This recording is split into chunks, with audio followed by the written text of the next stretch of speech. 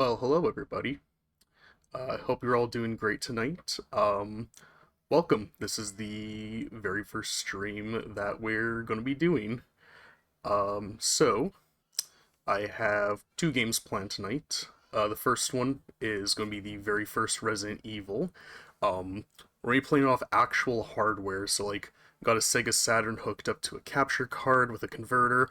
My whole setup is really really whack. It's a Sega Saturn with the AV cables hooked into an HDMI converter into a capture card into my PC, playing through OBS. It's a bit of a mess, but it works. And then the other game that I had planned was depending on how many people we have by the halfway point of the night, will be Pokemon Leaf Green with a randomizer mod on, or it'll be the first Borderlands on PS5, because love those games a lot, and I figured for a first stream, probably be pretty, good ones to start out with. So let's get her rolling.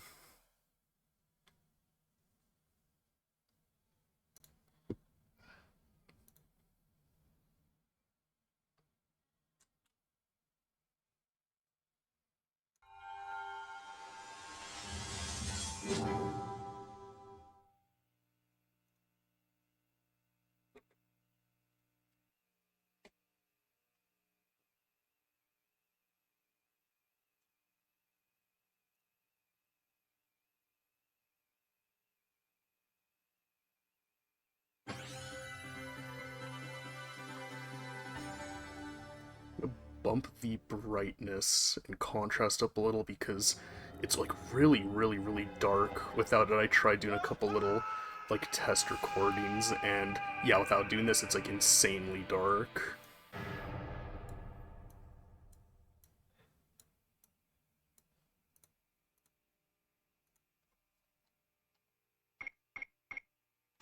Resident Evil.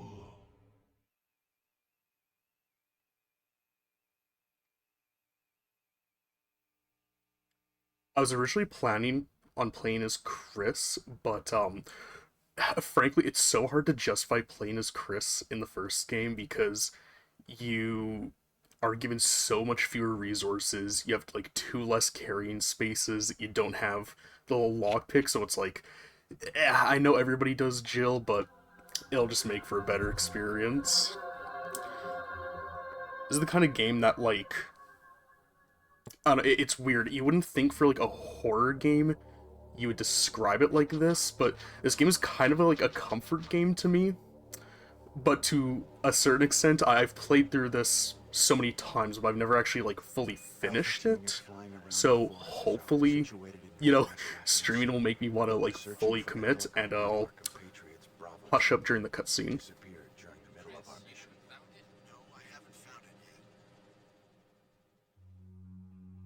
Bizarre murder cases have recently occurred in Raccoon City.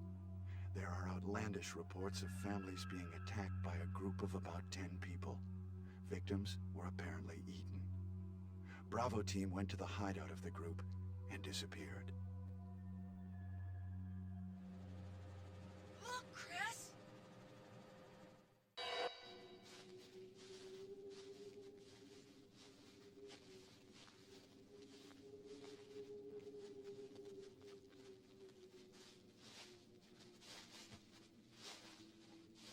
It was Bravo team's helicopter.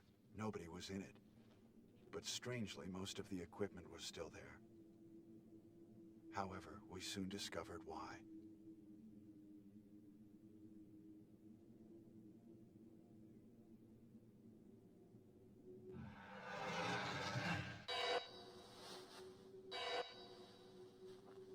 Hey! Come here!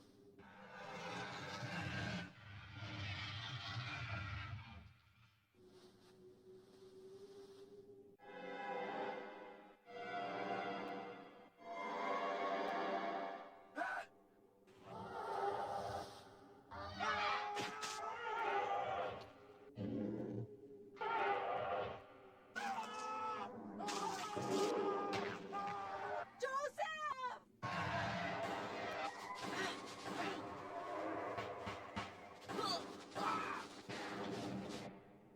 I love Wesker's Johnny Bravo looking ass design in this game. It's so good.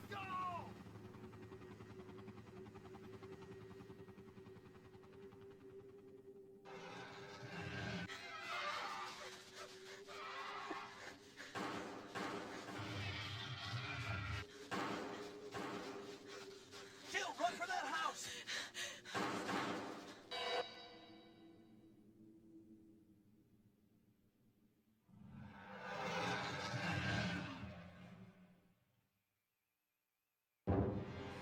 I absolutely love this. It's so cheesy for a horror game. It's so great. Jill Valentine.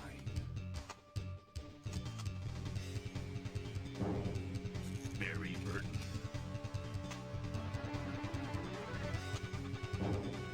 Rebecca Chambers. Albert Wesker. Oh, mama. Resident Evil.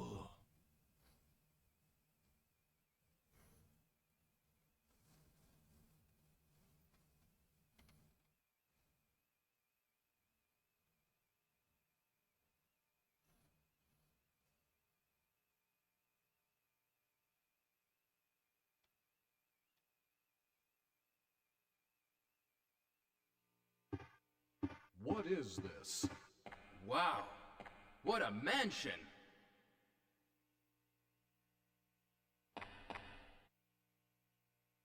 Captain Wesker, where's Chris? Stop it! Don't open that door! But Chris is... What is it? Maybe it's Chris. Now, Jill, can you go? I'm going with you. Chris is our old partner, you know. Okay, let me handle this.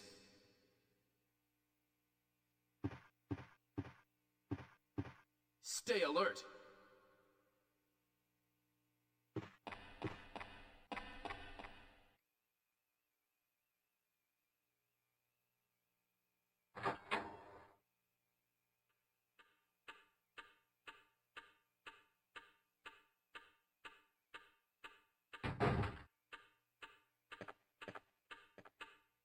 A dining room. Alright, now we're out of cutscenes. So how's everybody's night tonight? How's your days? Anybody doing anything kind of fun, kind of cool? What? What is this? What is it? Blood. Jill, see if you can find any other clues. I'll be examining this. Hope this is not Chris's blood.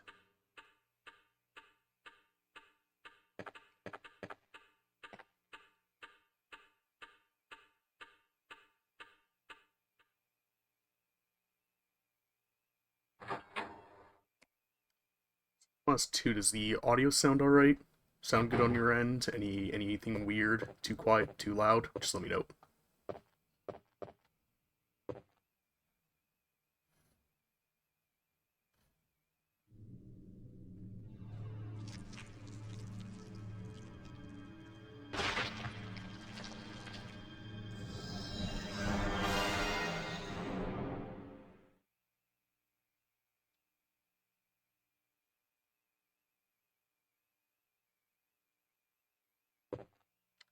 That probably seems like laughable now, but like, I remember when I was way younger, that like scared the piss out of me, and I imagine, especially for the time, that was probably like, whoa, like that, like that's like really like, damn, like intense.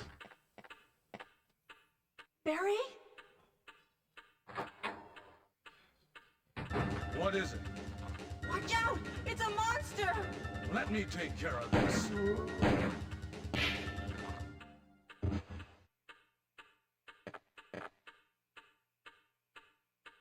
What is it? Kenneth was killed too. Maybe by this creature. Anyway, let's report this to Wesker.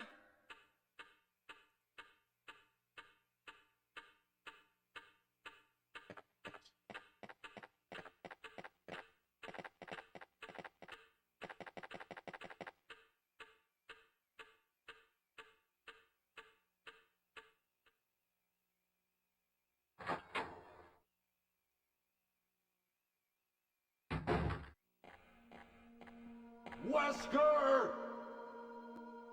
Help me look for him, Jill. And don't leave this hall for the time being.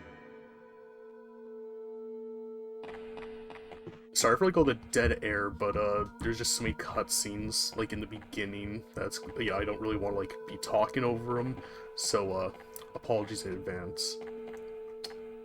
Oh, there's an ink ribbon on here, unless it spawns afterwards.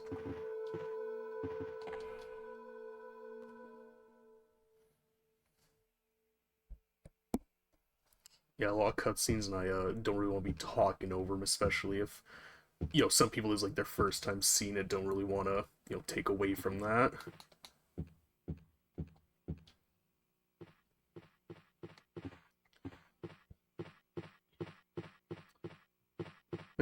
First stream, just a little nervous, but it'll be fun.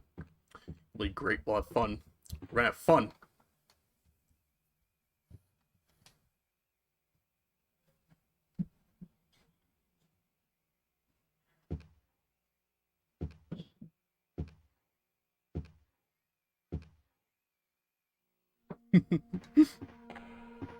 Find anything, Jill? Nothing. What is this all about? I can't figure it out at all. Beats me, too. Now it's Wesker's time to disappear. I don't know what's going on. Well, it can't be helped. Let's search for him separately. I'll check the dining room again. Okay, I'll try the door on the opposite side. This mansion is gigantic.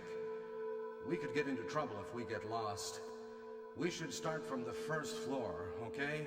And... Jill, here's a lockpick. It might be handy if you, the master of unlocking, take it with you. He said it. He said the line. He said the funny line, guys. He did it. He did it. He said it. Maybe I'll need it.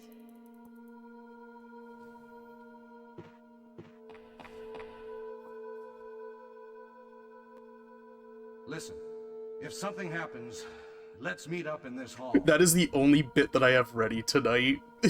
I have nothing else. In like the hour lead up to this, I basically did nothing but play Nubby's Number Factory and then get that image. So like, I've got nothing, guys. I've exhausted the funnies. I'm also gonna immediately ignore what Barry said, and I'm gonna go get more ammo.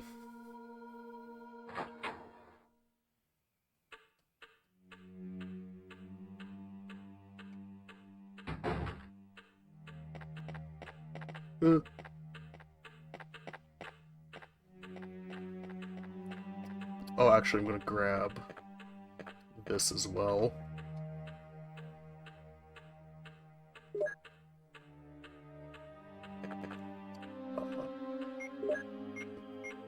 Get that.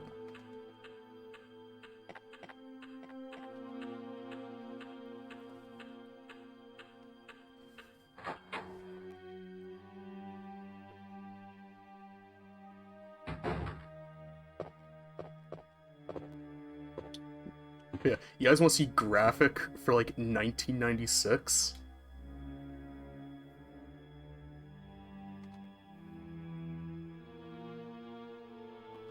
Kind of fucked up to say that about your friend that like just died, like cracking jokes at him. Also, his head's just like on the ground. Anyways, I'm gonna touch him. Thanks, bud. I'm gonna do it again. Thanks, bud, again. Because I always remember reading, like, guides for this game, like, when I was first, like, trying it out, where it's like, oh, conserve your ammo as much as you can, don't use your bullets, never use your bullets, always run from enemies, and then I looked up, like, how much ammo is actually in the game, and there is, like, more than enough to, like, kill everything, especially in the Jill playthrough, so it's like... I get part of the fun of the survival horror stuff is like, management or like resource management, not using up all your stuff, but like, I don't know, if I see something, I'm gonna kill it. Oh, so there's that ink ribbon. That too, only limited saves in this game, so if you just run out of saves halfway through the gameplay, like the playthrough, tough. Sorry, man. You just gotta do the last, like, 4 hours. Just gotta raw dog it, and if you die, tough. Back to your last save.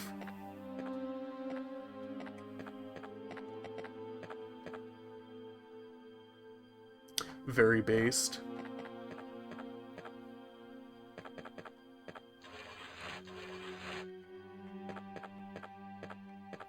Can I push it like this? Okay, I can, yeah.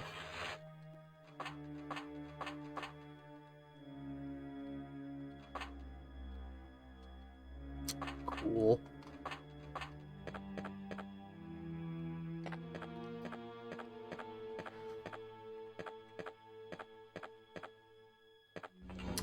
It may look like I'm very inaccurate right now, but I like the Sega Saturn D-pad, but man, this coin of a D-pad can be a little you know, a little annoying sometimes. Let me just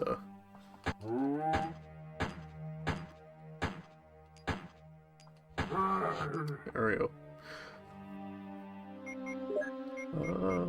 Yeah.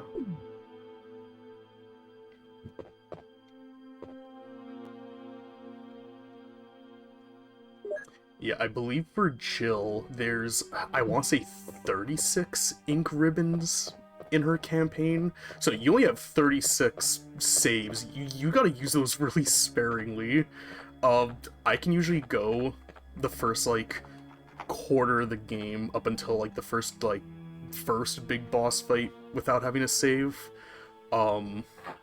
Chris has it way fucking worse. He's only got, like, I think 18 ink ribbons. This hallway is really, really cool. It'd be a shame if something, like, really scary happened in it. God damn it! Well, oh, Jesus! Oh, there's 2 of them! Yeah, I remember, like, every...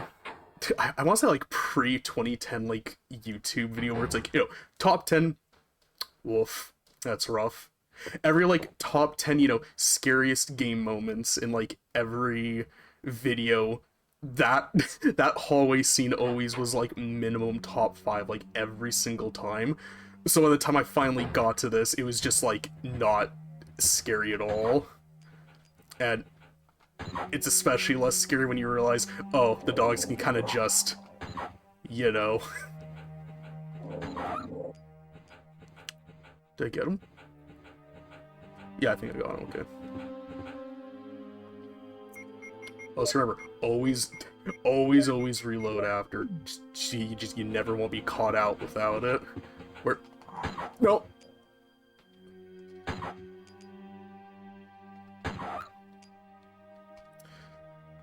And, I was kind of talking about with, like, a coworker earlier today, but, I love when games used to use pre-rendered backgrounds, because whenever there was something that was interactable, you could very, very blatantly tell what it was, because there'd be, like, a 3D model like this that you could just, push to the side, and, yum, give me that.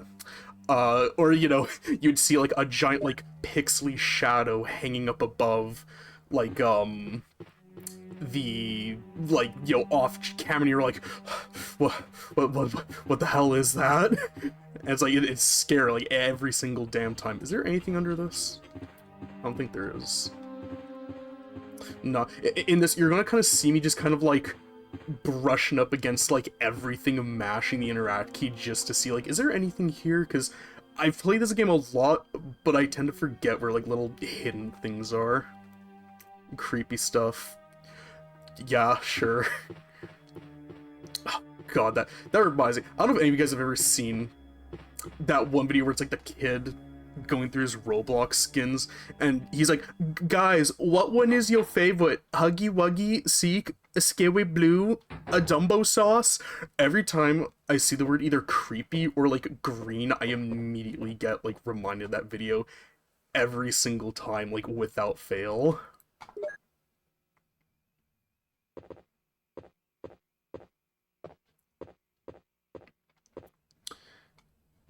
I can't remember, is there anything of note in this room?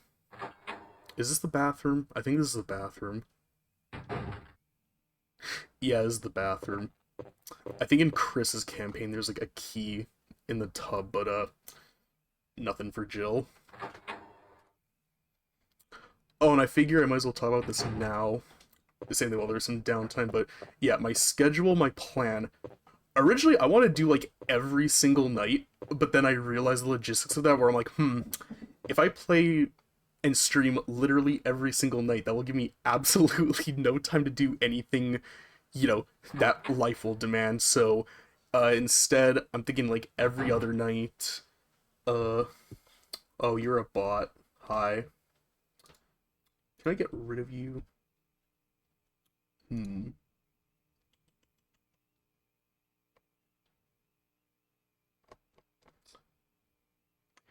For as many practice streams as I did, I didn't do one where I practiced having to delete chats. Yeah, there it is. Get out of here. No bots in here. No thank you. Um, kill confirmed, bot down. Um, but yeah, so my plan is, 2 games every night. First half of the night will be one game, and then the second half will be the other one. And I'll probably do like every other night, because again, every night seems kind of overkill. I'm down to do that. Yes, please. I'm down to do that. I don't know how much viewers are down to do that though. And also, it'll just kind of give like time to just, kind of go in between games, not just have like a constant flow. Um, the other rule too is that I don't want to do two of the same system. So, I could do like Sega Saturn and Game Boy, or PS2 and 360, or what have you. I also don't want to do two of the same genre at the same time. Uh-oh. Uh-oh. Uh-oh. Oh no. Let me out. Let me out. Uh-oh. Well, guys, I guess that's the end of the stream. End of the Resident Evil playthrough. We had a good one.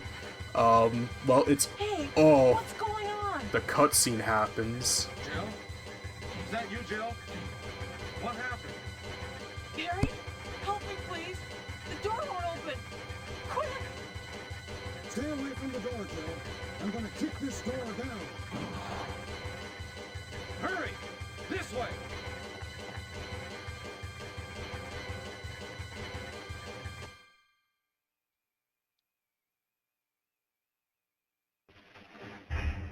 Oh, Barry! That was too close. You were almost a Jill sandwich. You're right. He did it Barry, again. thanks for saving my life. But Barry, didn't you say you're going back to the dining room to do some research? Why on earth are you here? I just had something I wanted to check. Now, let's get back to searching for the lost captain and Chris, shall we? Thank you, Barry. Yeah. Oh, shucks, Jill. You really shouldn't have. But yeah, no two of the same genre, because I'll get burnt out. I feel like people watching will get burnt out, and it'll just, make for a better variety. And also, all VODs I will make sure to put on YouTube channel. Oh, something great about this game is that if you wait for just the right time, instant freaking headshots. It's so... The sound design is just, like, so good. Just, like, that chunky that it gives is, like, oh, it's so nice. Where are you? Yeah, come over here. God, that's nice. Helmet. Let me in. There we go. Yeah, in that little segment too, with like the shotgun and like the collapsing room, in like Chris's campaign, because you just don't have Barry, if you don't have the fake shotgun and you just like go to like do that, you just die immediately. The room comes down and crushes you. Do I have space for you? I don't.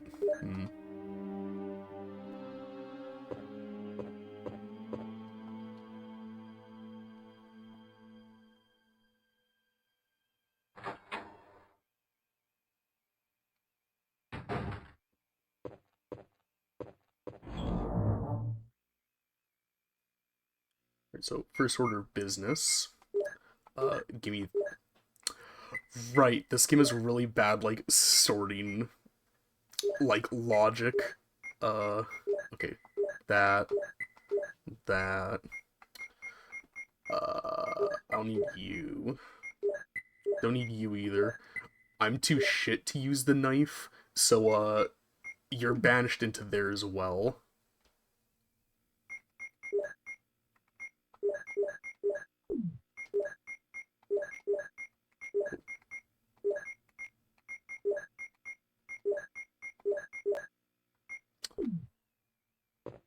Alright, and you get in here.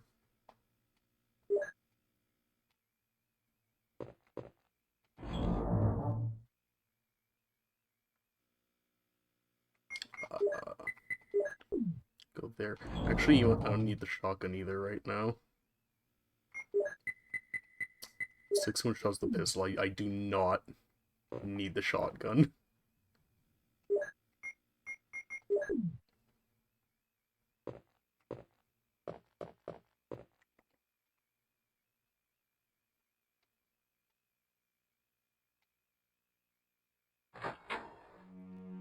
I say the doors are such a clever workaround for like loading screens in this because like, you know, it hides them really, really well. But with it being like, you know, horror game, the doors do a really, really good job at like kind of giving you that like feeling of suspense of like, oh god, like what's, you know, what's inside the door, what's going to be in the next room, because especially on first playthrough, you don't know what's going to be there. Um, of course, you know, with foresight and just, you know, knowing games and like development tricks and whatnot, it's like, okay, yeah, it's, you know, oh, that was a waste. You know, kind of removes the magic a little bit, but it's still just really neat to like have it be like that. Turn around, please. Uh, uh. What?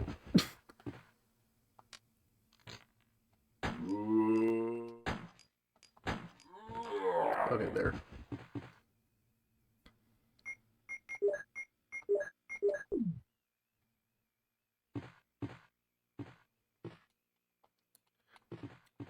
You're broken. Okay.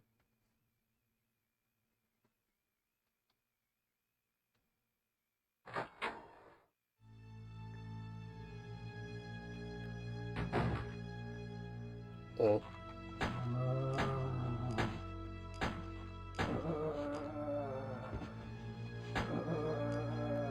Yeah, anytime we play as Jill, I'm very, like, trigger happy. I'll just kill literally anything and everything I see. But with Chris, with just how, like, limited everything is, I'm a lot more, like, reserved with him.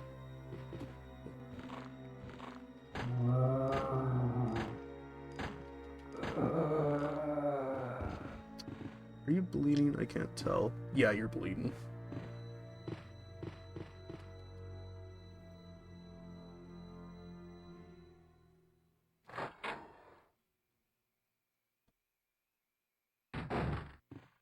Barry!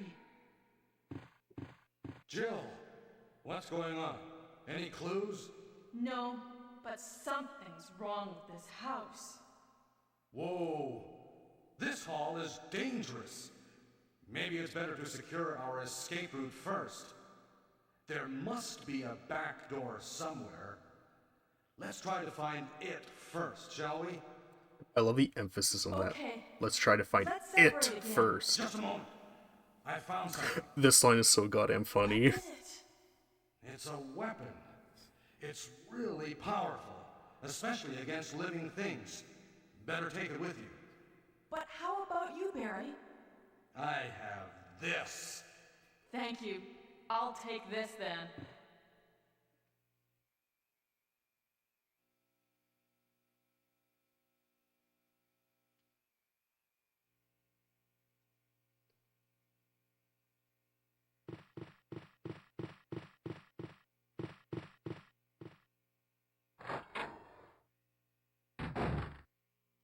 I love that line so much.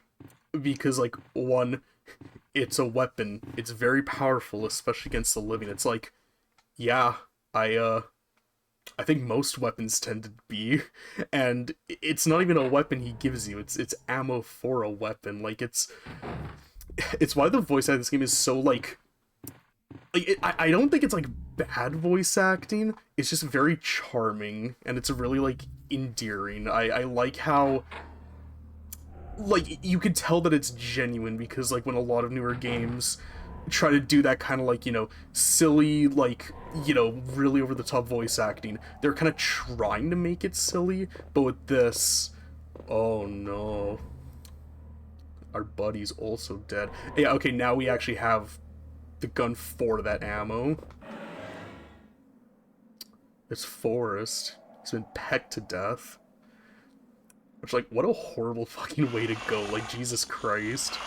Also, yeah, crows and the bees in this just don't even bother trying to fight them. They're just a waste of ammo and, like, health you'll need to restore. What was I saying before again? Right, yeah, the voice acting. Like, I always appreciate when people do, like, really kind of over-the-top campy voice acting, but there's just something about, like, original Resident Evil where it's, like, it's really genuine and, like, honest, because, they didn't think it was bad. They're just like, yep, this is good, put it to gold. Just, put it in there. And now, a couple decades later, we got, the certified hood classics, Jill Sandwich, Master of Unlocking. Take a look at this. Like, they're just all so good. I usually leave you. Oh. Uh-oh. Can I just run past you? Yeah. See ya.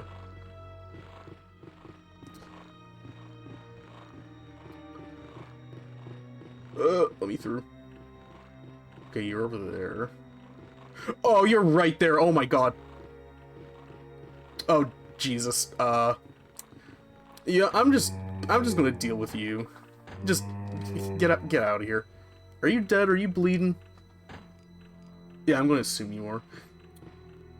Actually, I don't think you are. Are you? Yeah, I'm pretty sure he's good. Okay.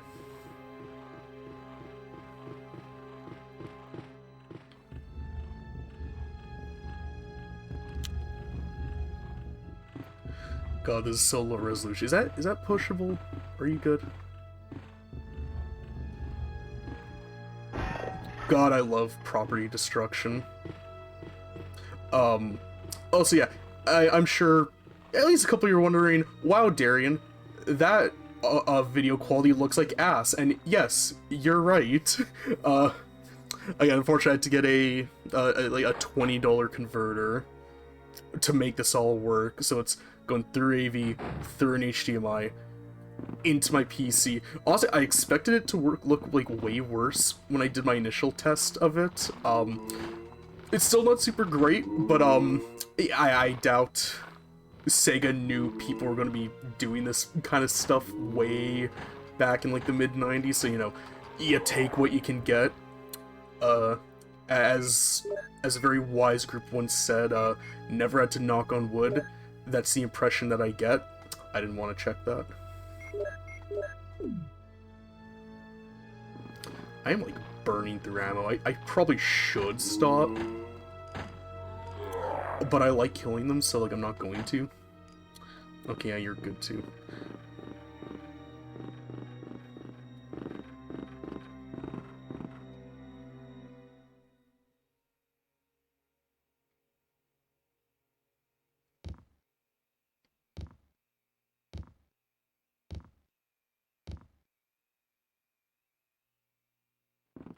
I know there's a dude right around the corner here. Yeah, you can stay alive. You're not hurting anybody.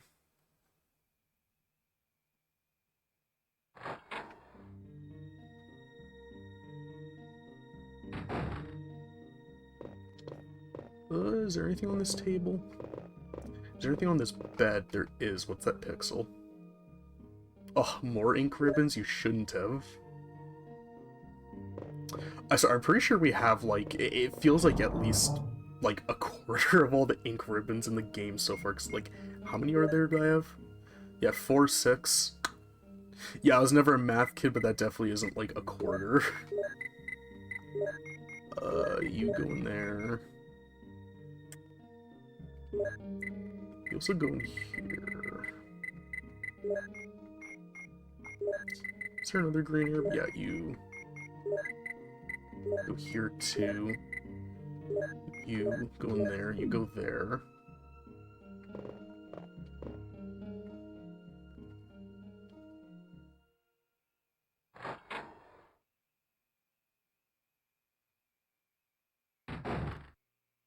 Yeah, you can stay, you're not hurting anybody. Oh god damn it. Get off me.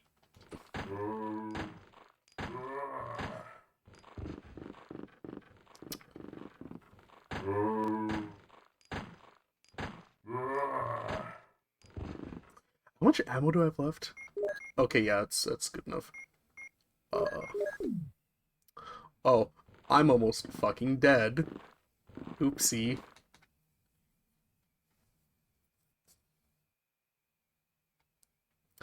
Yeah, that's the other thing too. Jill has way less health than Chris. But it's like, is having like a little bit more health really that justifiable to lose 2 inventory slots?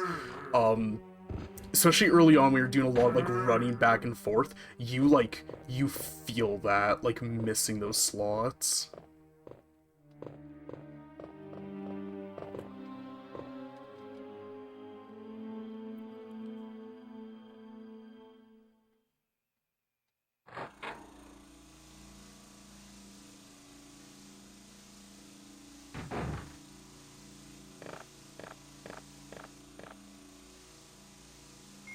Alright, you go in there. I love just like the hue shifts on the pre-render.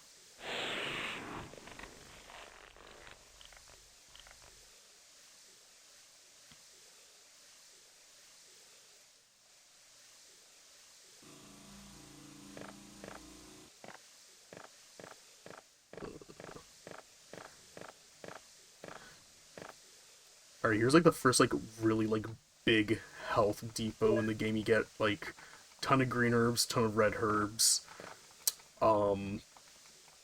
There's a different room in the mansion that has like a little book that tells you like, oh, you can combine these herbs to get this and do that. And I feel like it would have been better to have that here. Granted, I don't know if I just have like a weird pathway for doing the stuff in this game. Resident Evil 1's a little like slightly open-ended with how you can approach things, at least in like the beginning. Yeah, you go in there. Nice.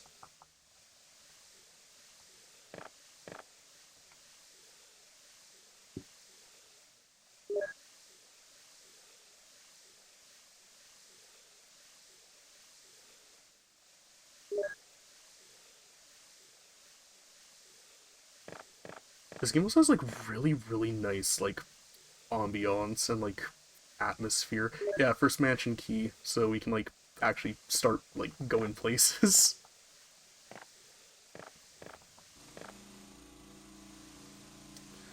But yeah, especially when you get like some of the like ambient tracks that play in like certain areas of the mansion, like this one. Uh, really just like really good like atmosphere. Um, there's that one song that in the director's cut got just absolutely just like butchered in the like version to version where I can't remember the full story, but I believe the dude, he was kind of like hailed as like Japan's Beethoven. He was believed to be deaf, but then he may have actually not have actually been deaf, and it turns out they had like a ghostwriter like writing all of his songs. Oh, you're back. Writing a lot of his songs, but this dude was just so like prolific and so like, you know,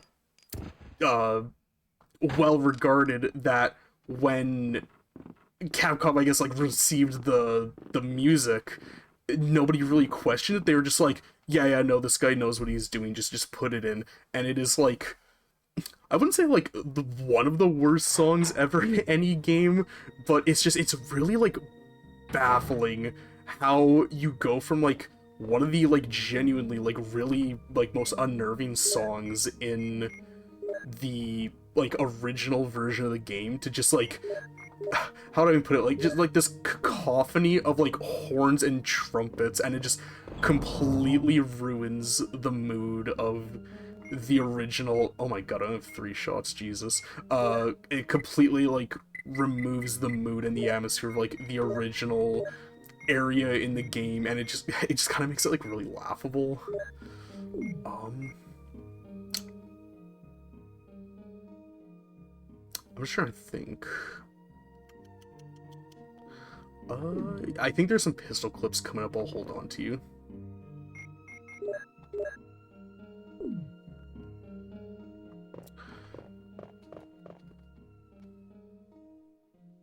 Wait, did I grab the emblem? I don't think I grabbed the emblem. I think I completely forgot to do that. Let me, yeah. Hush up. Yeah, I forgot to grab the emblem. My bad, gang. That's, unfortunately, this playthrough's gonna be a lot of me forgetting to grab something, realizing I forgot to grab it, and then going back and getting it, and then having to run my stupid ass back to where I was supposed to be in order to use said thing. Where are you? There. Okay, cool.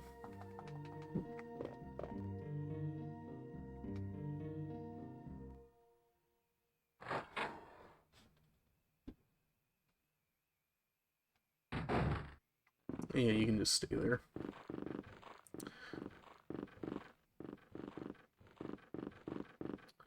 Do you open with this key? Cool.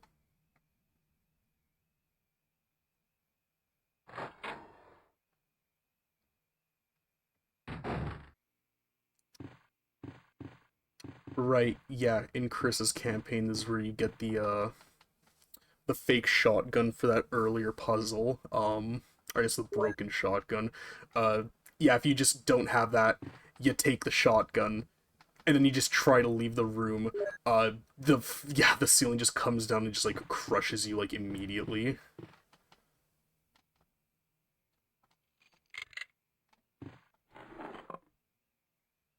I too also like to keep an entire box of just buckshot inside of my inventory.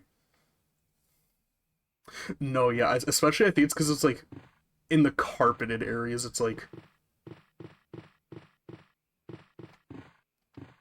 but yeah, especially when you got like a cat on top and you know, scratching their neck on the back.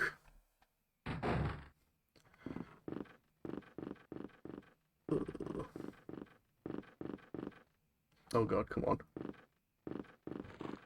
Yeah, you can stay there again.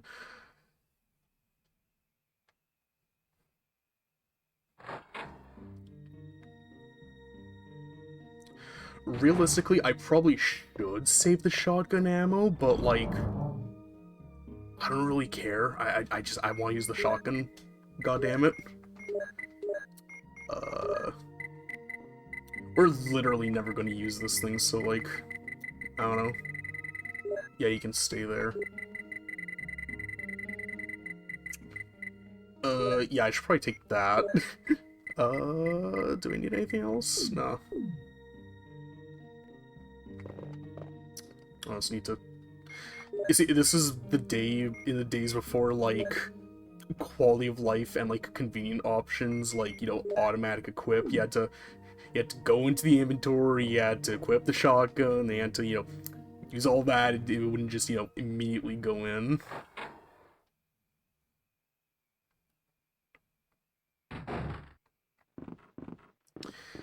It's like, in the re-release of Doom 3, how they removed the...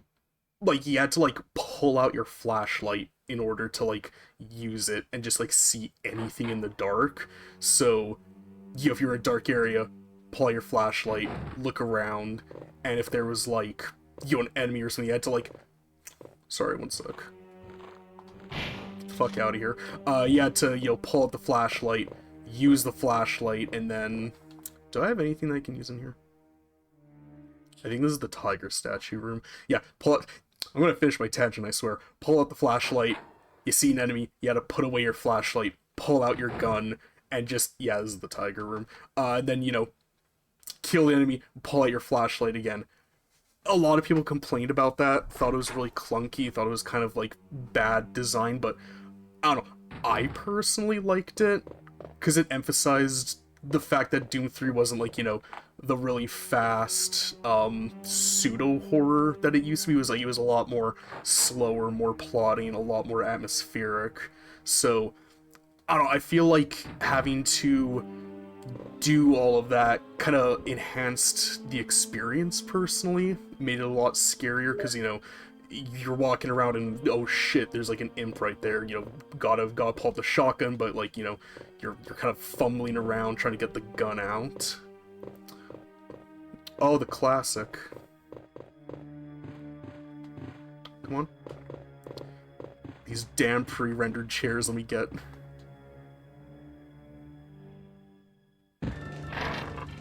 Oh.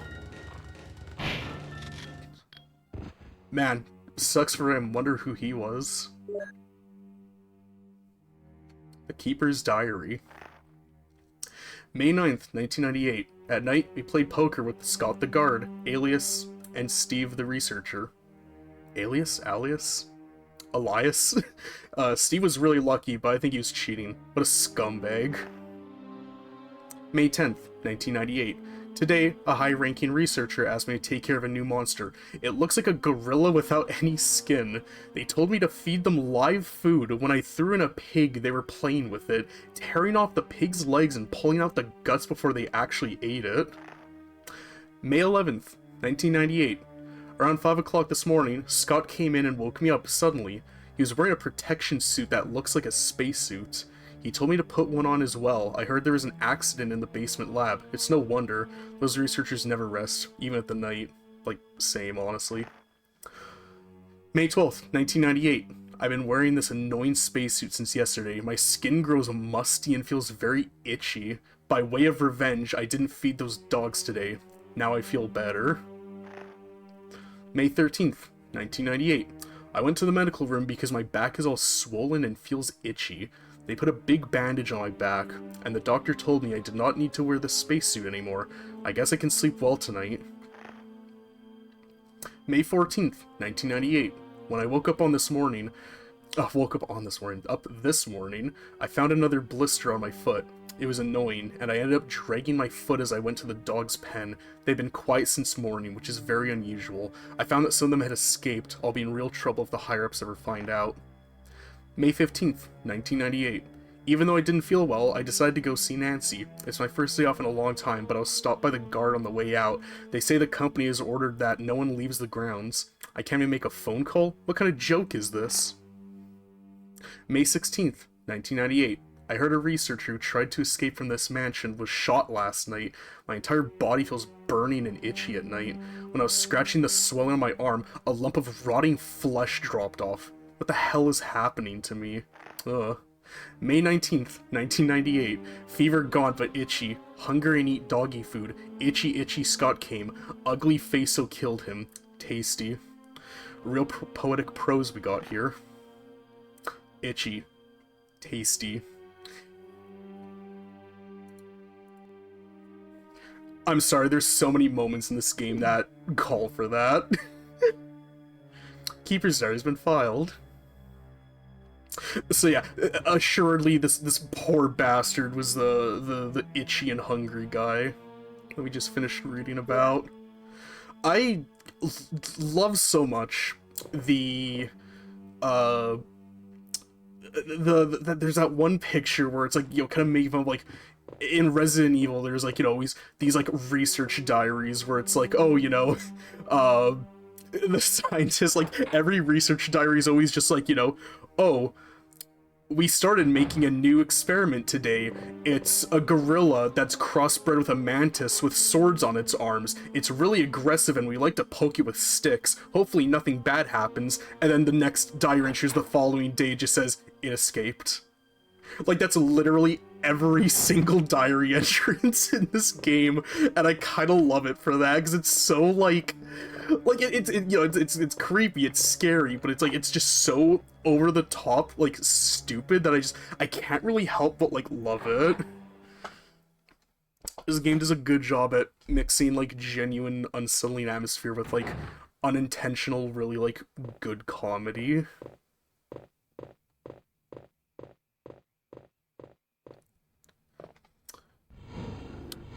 Get out of my way.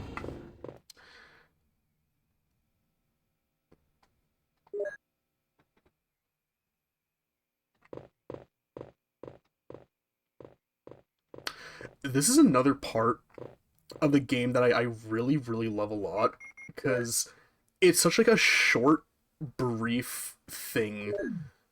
But I don't know, I think there's something that's like kind of profoundly beautiful about such a nice, calming, beautiful song being played in a building that is filled with nothing but like just chaos and death. You could argue it's an evil residence.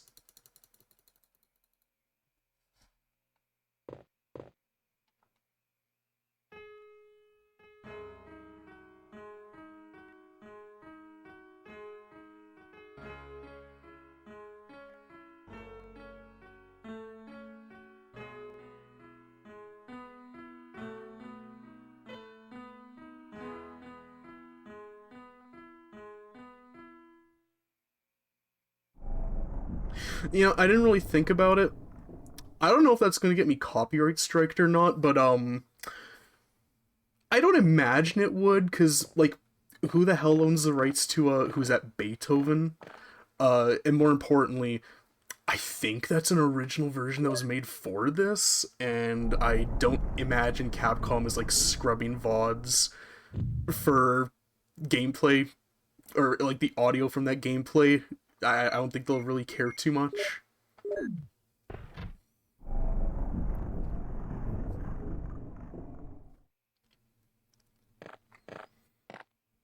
Also, this scene's really, really funny too because if you're playing as Chris, once again, God bless Chris.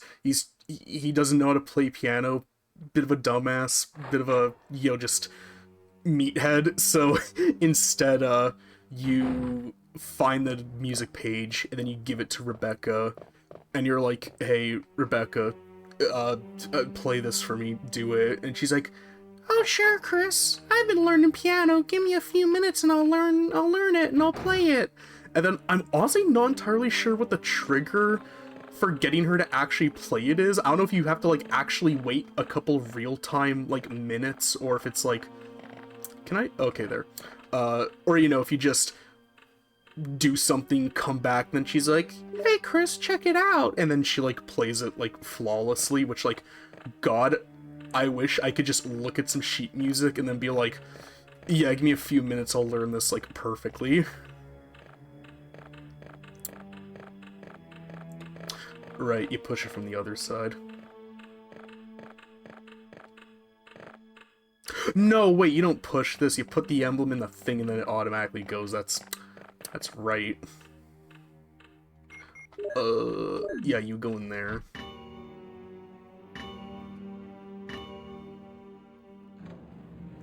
Cool, I guess it just activates the hydraulics in that clock and, shifts it over to the other side, I guess. Give me that. Cool.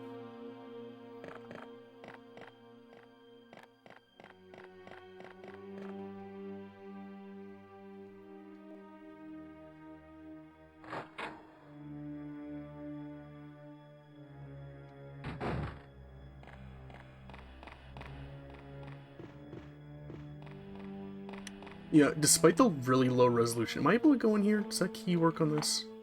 Cool. Despite the really like low resolution and the kind of muddy output, this game I think is still like really, really, really pretty. I have an appreciation for like games that like have this like kind of low poly pre-render. So there's this one game that I saw. Oh, uh, fuck you. There's this game that I saw that is like the closest I've ever seen like a game get to like this style, but like in the modern day. I think it's called like Elisa, and it's a game that is like it really wears its like inspiration on its sleeve of the original Resident Evil. But like man, it looks so cool. It looks really really neat. A game I'm probably gonna keep in my back pocket for like October, because that's the other thing I really want to do is really, oh god, I figured that would just instantly kill it. I mean that works too, like that, yeah, that's fine, that I don't mind. uh but yeah, I'd like to play primarily like scary or horror or unsettling or spooky games during October. I've already got a little list going on.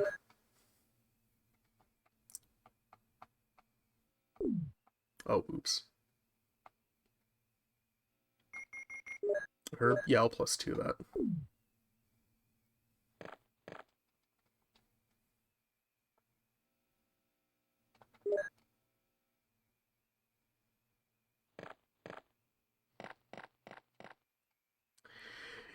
Yeah, and originally I bought a capture card like almost just for the Saturn because how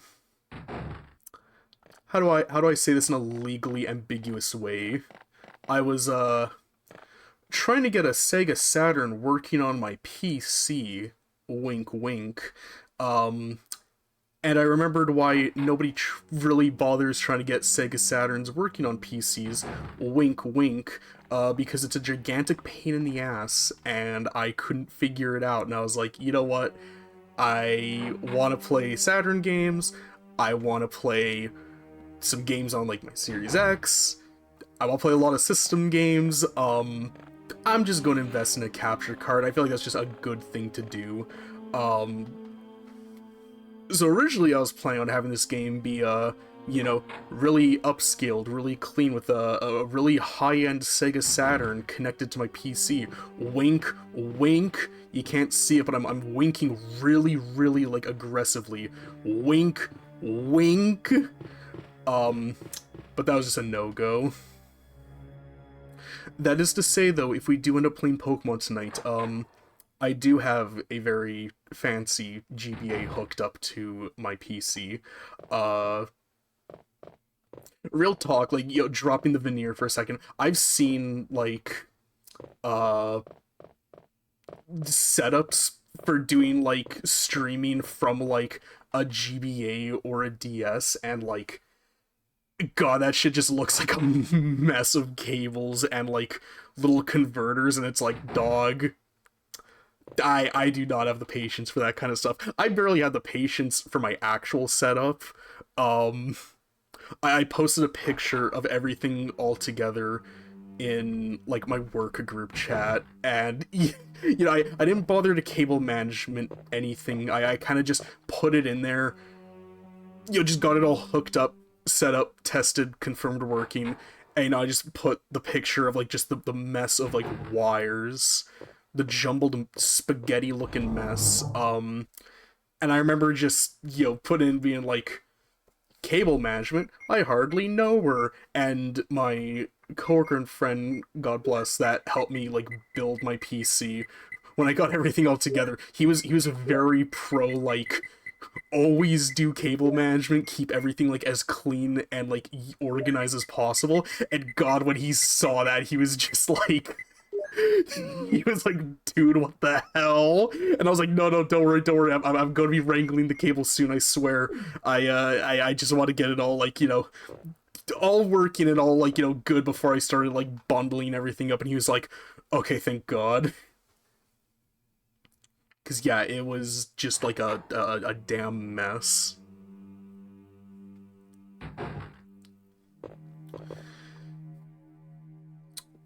Alright, now what the hell am I doing?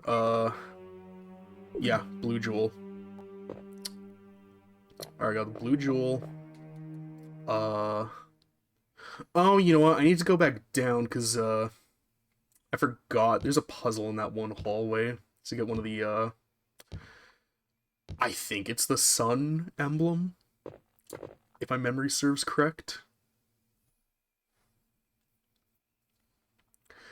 My stupid ass not knowing where to go after claiming this is like one of my favorite comfort games, which I'm sure of it, you know, if there's any of you that are here from my Earthbound Paula account, I am sure of it that you're wondering, hey, Darian, which also, you know, feel free to, you know, you can call me Segata, you can call me Von Doom, Segata Von Doom, you can call me Darian, you can call me Pookie, call me whatever you would like, I'm cool with anything.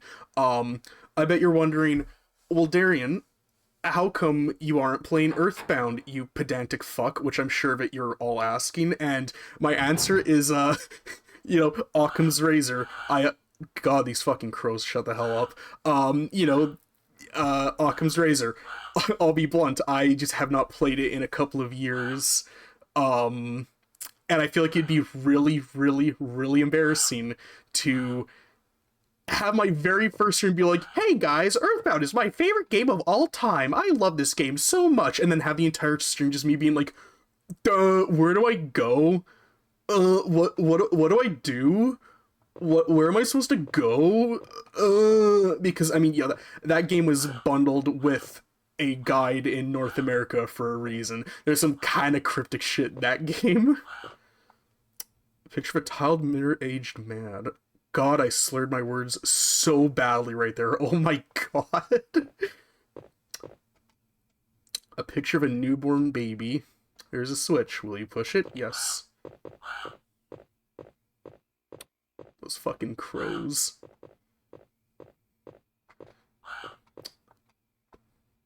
For a young man. No. Come on. You can. There we go. Picture of an infant. Yes. Are you lively boy? Yes. This one's the old man, right? Yeah, that's an old man if I ever seen one. No.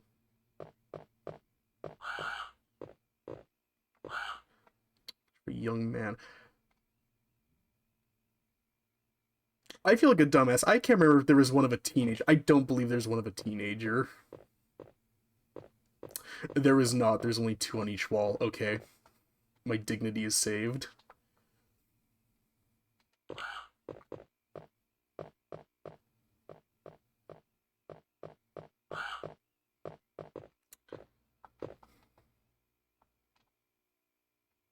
Yes. There's a message. Give me the peace of death, and I'll give you the peace of... the joy of life, not the peace of life. I was too quick on the trigger. Yes.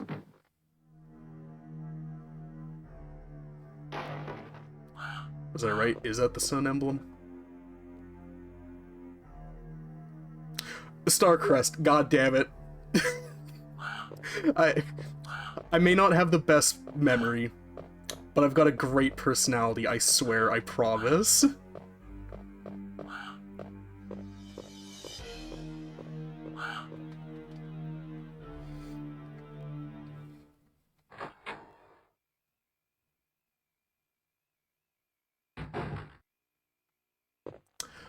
I don't think there's anything... Yeah, we come back here later.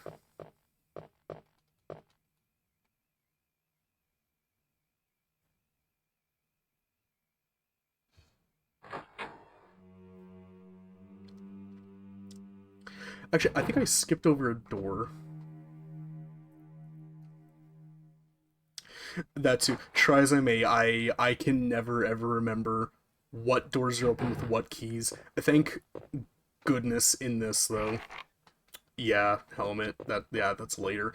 Thank goodness it'll just automatically just use whatever key is in your inventory that opens it, because god, if I had to open the inventory have my stupid ass cycle through every single key and be like, does this one work? Does this one work? I'd be like, I would not. That would be like a momentum killer in a game for me. So like, thank God they thought ahead to, you know, have that at the very least. You in there.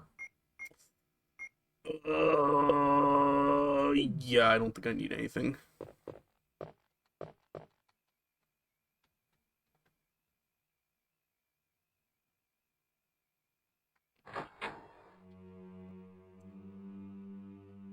So, for those of you that are here, how are you enjoying yourselves? Are you enjoying the stream? Are you having fun? Are you enjoying the gameplay? Am I entertaining you? Am I good enough? Please.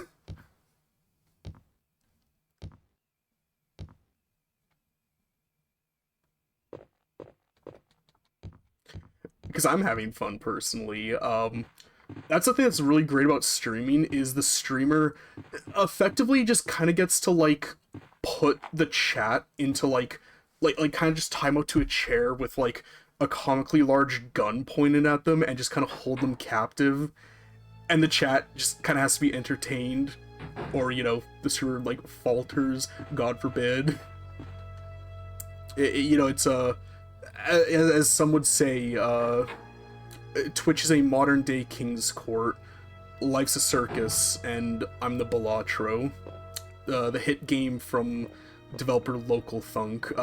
Which, fun fact, apparently Local Thunk may live where I live, which is like insane to me because Darian lore drop incoming. I work at a local video game shop, in my city, and there's a like non 0% chance that like I have interacted with Mr. Local Thunk himself, and I kind of hope I do because I pitch Balatro to literally everybody that comes through my store because we have like physical copies of it, and oh, I wasn't supposed to push it that way. Oopsie poopsie.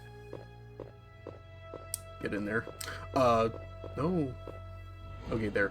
Yeah, and I pitch it to literally everybody that comes through, because goddamn, Balatro is such a good-ass game. So unbelievably good. And I think it would be really, really funny if I unintentionally pitched it to Local Thunk, being like, oh man, you gotta play this game. You gotta play it. It's so good. It's like one of the best indie games I've ever played. It's super addictive. I'm gonna check that desk, make sure it isn't a locked one. You know, super fun game, super awesome, really addictive. You get so much gameplay out of it, and you know, Local Thunk just kind of stand there being like, yeah, all right, yeah, okay. Oh, there was a thing here. Okay, cool. Before we get into this, yeah, just you know, be like, yeah, okay, cool. Cool, yeah, I'm glad to, you know, glad to have you pitch this game to me. Yeah, sure, I'll check it out. Not realizing that I'm talking to the man himself, Jimbo in real life. My dear Alma, the fact that you've received this letter is both a joy and a sadness for me. I could not even talk to you because that guy in the sunglasses. Alma, be calm and read this. I think I've told you that I moved to a pharmaceutical company's lab. They headhunted me. Last month, there was an accident in the lab and the virus we were studying escaped. All my colleagues who were infected by the virus are dead. To be accurate, they become the living dead.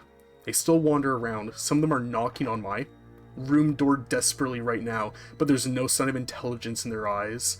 That cursed virus takes away all humanity from the human brain. Love, joy, sorrow, fear, humor, eternally. And Alma, even the memories of the days I spent with you. Yes, I'm infected. I did everything I could, but I could only delay the progress by a few days. The most frightening thing is that I forget about you more and more by the day. So I choose a peaceful death rather than becoming the living dead. Within an hour, I will have entered my eternal sleep. I do hope you'll understand my decision. Goodbye, and forever yours, Martin Crackhorn. Dude's last name is Crackhorn. Okay, but like, what if like, like with last time with the closet, when like the zombie jumped out of that, what if like instead, Like, you pull open the drawer, and, like, the zombie's just, like, stuffed into the, like, drawer, and he's like, when you, like, pull open the little, like, drawer.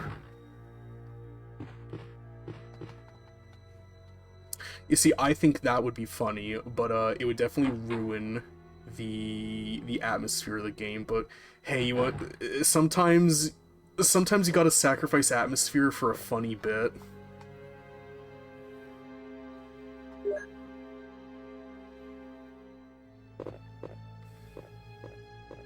I could swear there's some stuff. Yeah, here we go.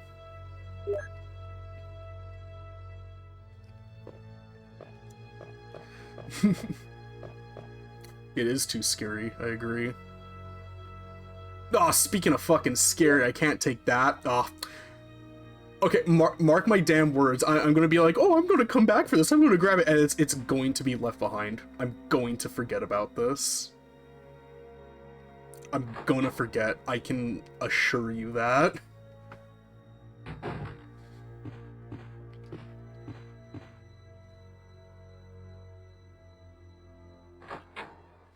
I mean, hey, it's a red herb. I don't need that. I don't need healing items. You know, it's not like I've, you know, almost died like twice now. No, it's fine. I don't need that.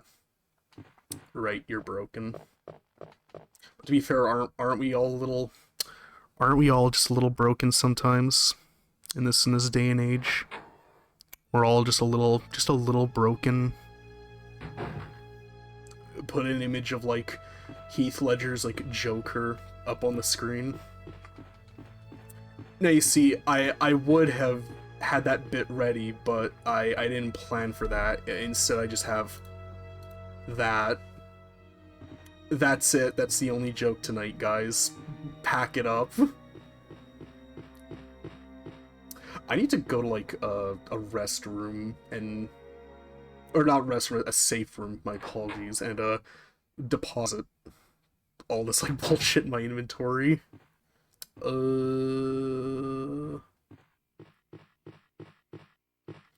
Yeah, earlier, every single time there was like any like thing, like really quotable line, you know, Jill Sandwich, master of unlocking, I would just like flash it on screen. Did I kill both the guys in here? I can't remember. Are you alive? Yeah, you're still alive. You're not hurting anybody. You can exist. But you see, I'm still learning OBS, so I only have one.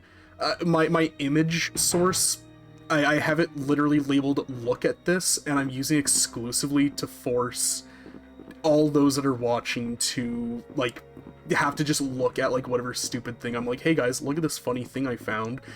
Basically, it's like the equivalent of like a child like drawing just like a square and some streaks and like some letters on a page and being like, look, it's a duck, and you just gotta kind of be like, yeah, that sure is, bud.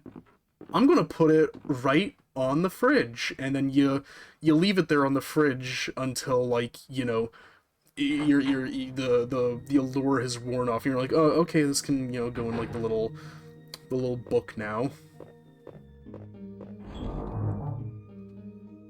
The photo album, that's what those are called.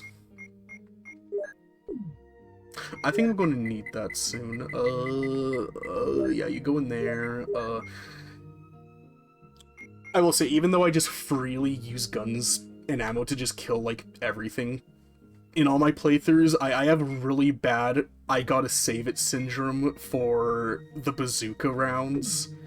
I always end up just, like, never ever using it until, like, the very, like, last, like, bit that I've usually gotten up to, when the hunters, oh, foreshadowing, get added into the mansion.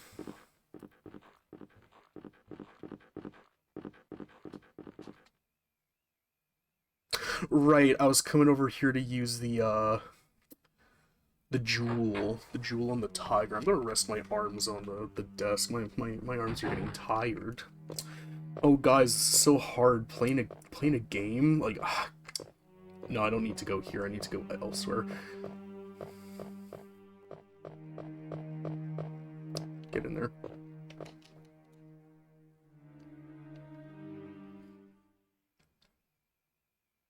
You know, and for as impressive as Resident Evil on the Saturn is, and genuinely, it's honestly my preferred version of the game. Um, this game really highlights that the Sega Saturn was really meant to be like a 32-bit powerhouse, like a very like you would use this to do like a lot of like very sprite heavy games, like like whenever you think some of the best Saturn games, you just think a lot of the fighting games, a lot of the shoot 'em ups that use like 32-bit like sprites for the majority of their visuals, ogre battle, stuff like that. And they were supposed to use 3D assets to kind of enhance those visuals. But then you get games like Resident Evil where oof. Again, I respect it a lot, but ouch. That sure is a tiger, all right. And here, now you have an eye.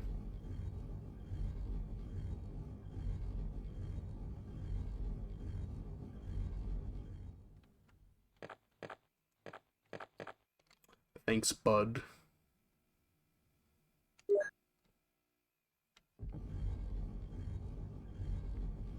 How convenient. It waited just long enough for us to grab that out. Now it, like, rotated back. I appreciate that.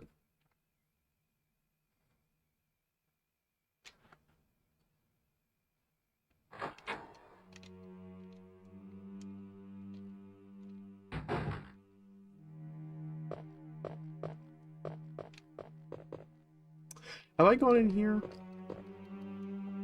I think I have. Yeah, this was Itchy Tasty. What a weird thing to say out of context. That too. There's gonna be a lot of me after I click the door going, have I been in here? And then, yeah, immediately I'm gonna be like, oh yeah, I've been in here.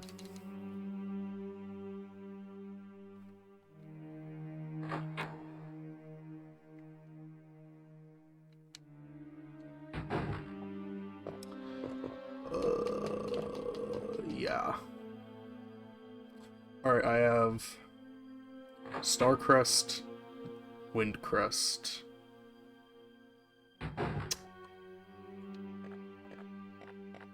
What else am I missing? Where do I go?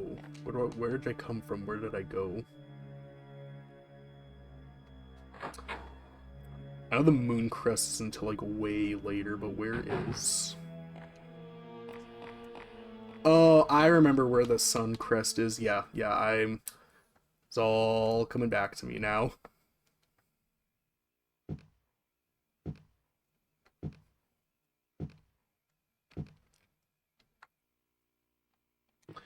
Is the video quality alright? I feel like it's a little too, like, bright, but, it's probably better that it's, like, a little too bright than it is, like, way too dark and just, we can't see, like, anything.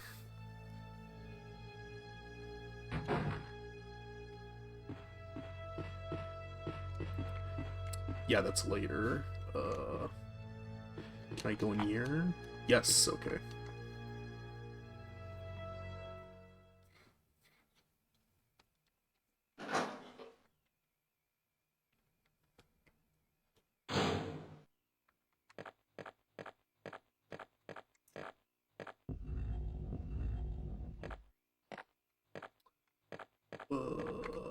No.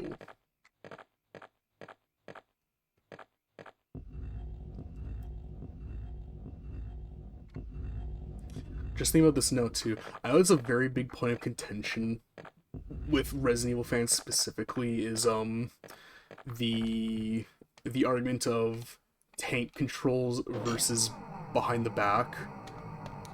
Wait, did I not do it right? Oh shit. Oh god. Oh god, this room needed a hero. Oh god, it needed a hero. It needed Incredible Gassy. Goddamn. I thought I covered the grate. I guess I did not.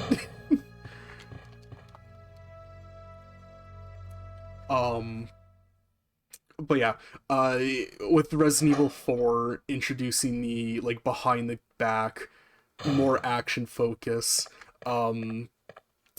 the point of contention is, which is better, tank controls or behind the back third person camera. Resident Evil 4 is, depending on how you feel about the two control styles, it is either the best thing that has happened to the series or like the worst thing that has happened to the series.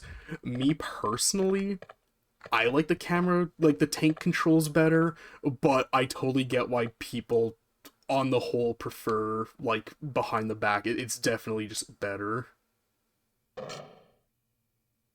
Okay, good, I did it properly.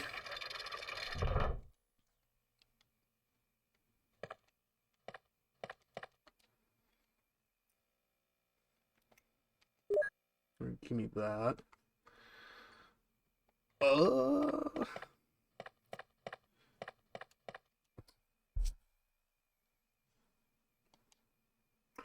well, where else is remaining to go before yawn? I know, I should do this and like actually use the map. I think I've been everywhere? Except for the places I can't, like, literally just can't go yet.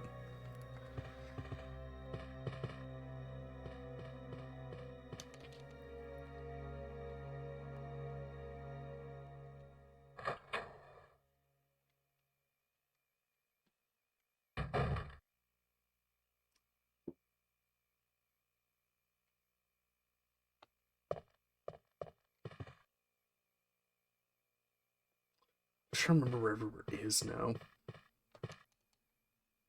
I think I've gone in here.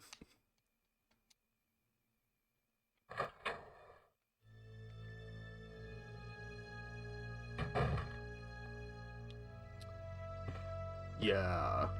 Yeah, I've gone here.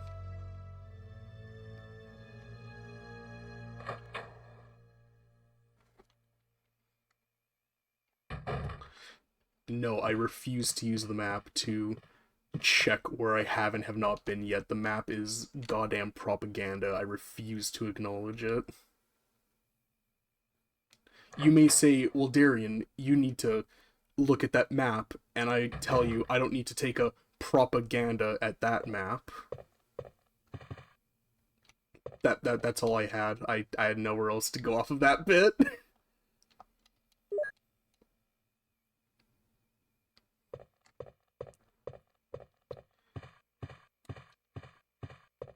Yeah, this is where I wanted to go. I think this is like... What do you mean? I'm right in front of it. This is like one of two uses for the lighter, like in the entire game.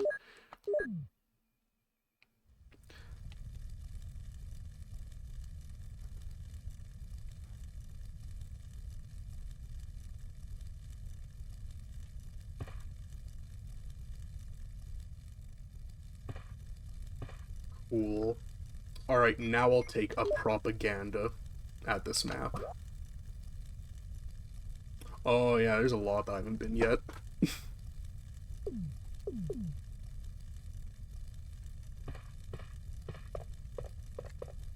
This is a helmet door, right? Yeah. Yeah, we're not gonna be back here for a bit.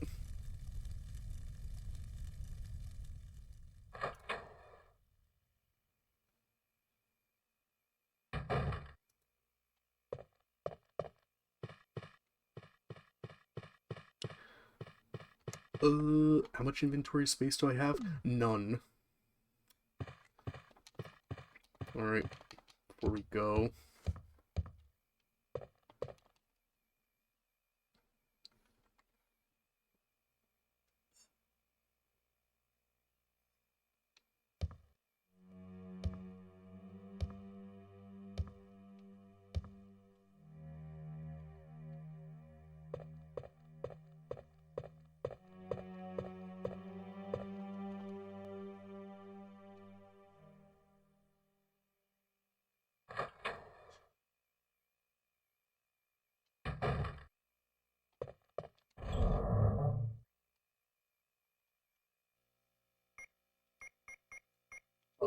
You...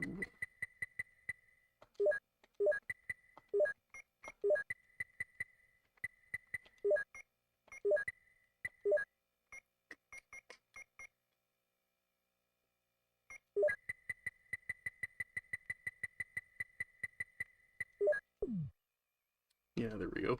Um, I'll be needing that lighter for like, I'm pretty sure the second of the only two like uses of the lighter in the entire game coming up like right here.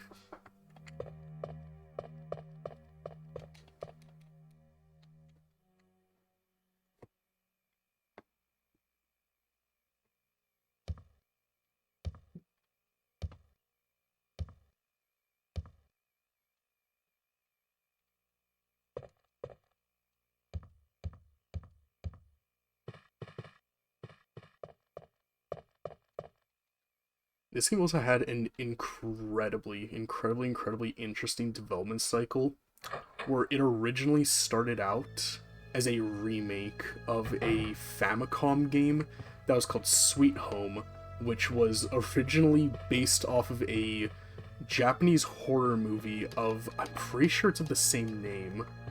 I don't think we're going to go in there yet. Yeah, it's a horror movie of like the same name, and it was originally like a pretty close one-to-one adaptation of it. Um, and yeah, this was going to be like a from the ground up 3D remake of that Famicom game, but then Capcom, I guess, just for whatever reason, thought it was just kind of derivative, didn't really see the need to remake it, so they kind of put it on the back burner, put it on the shelf, and then damn, I wish I did my research because I'm blanking on the developer and director's, like the lead developer and like the director's name for Resident Evil 1, but they kind of took it, retooled it, and made it into something completely different. And you can definitely say, because there's a lot of parallels in Sweet Home and Resident Evil 1, especially when like you look at like the story elements, some of the gameplay mechanics. There's a lot of overlap that they kind of stripped more and more with each subsequent sequel as it kind of became its own thing. Anywho, botany book about medicinal herbs. As you may know, there are many plants that have medical effects. Since ancient times, humans have been healing wounds and diseases using various plants. In this book, we're going to sample 3 herbs that grow around the Raccoon Mountains and give their outlines as examples of those plants with medical properties. Each herb has different colors and different effects as medical plants. The green one recovers physical strength, the blue one neutralizes natural toxins, while the red herb does not have any effect by itself. The red herb is only effective when it is mixed with other herbs. For example, if you mix this herb with the herb that recovers physical strength, the recovery effect will be tripled. By adjusting the amounts and experimenting with these 3 herbs, you can create various kinds of medicines, but I'll leave the details in your hands because that's the best way to acquire true knowledge. Wowzers. Yeah, I feel like that book would be a bit better to have had in that one room, the little greenhouse, with all the like different herbs in it, because again, I don't know if I just do like a weird through line for like the order of how you do things in this, but I feel like it would have been a bit more effective to have that book in a room where there's like a bunch of different herbs, so you can kind of just like just kind of like Play-Doh the herbs together and just kind of figure out what they all do.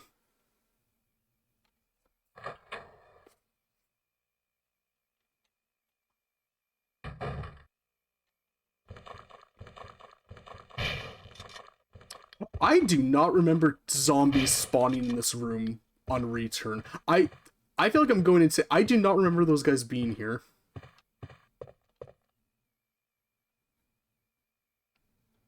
That's so weird. I don't remember in any playthrough those guys ever being there.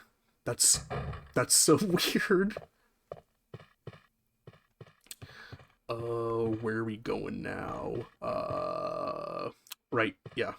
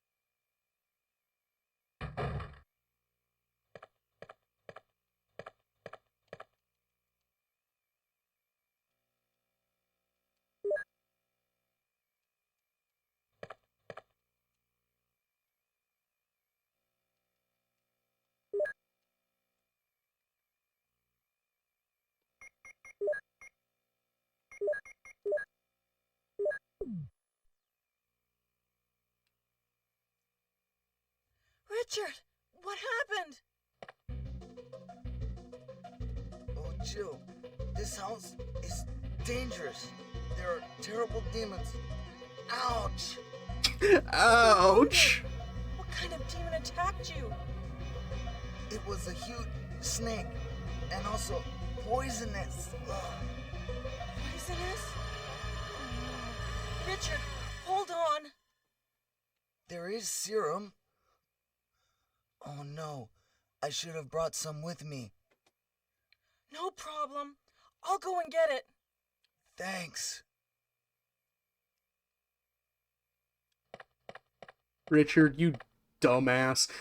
So I remember looking it up, and I believe in this original version, literally doesn't matter how fast you are, doesn't matter how quickly you get the serum there and back, he dies like every single time, no matter what. But I believe in the director's cut, you actually can save him in time. I think you have like a minute and a half to do it. And if you do, you get like a special cutscene and you get like a special weapon from it later on in the game. But in this, it's like, nah, he is destined to die.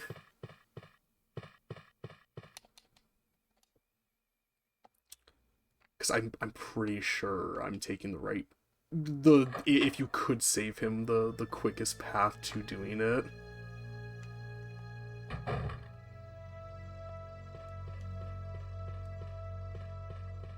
No, he's still chilling. He's fine.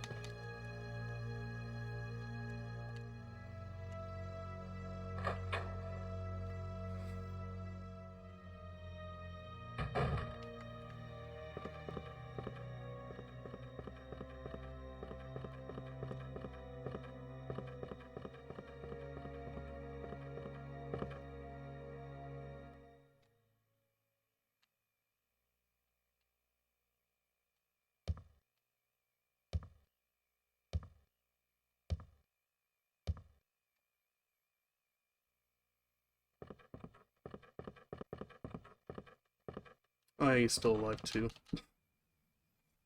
I mean, alive is a bit of a misnomer. He's still around.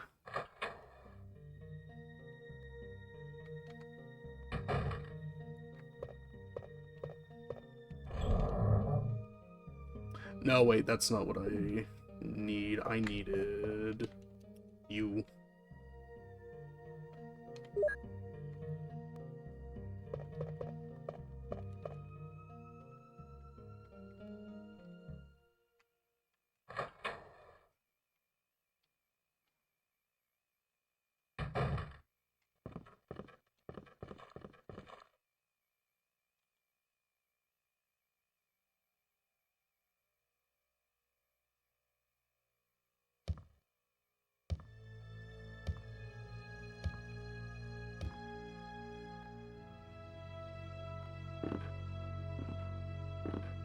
Oh, there we go.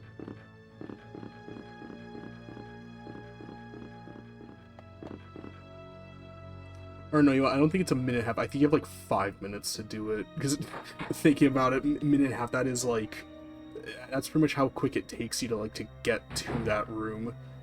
I literally don't think it'd even be possible to do everything like in a minute and a half. I think it's 5 minutes you have to do it in the director's cut.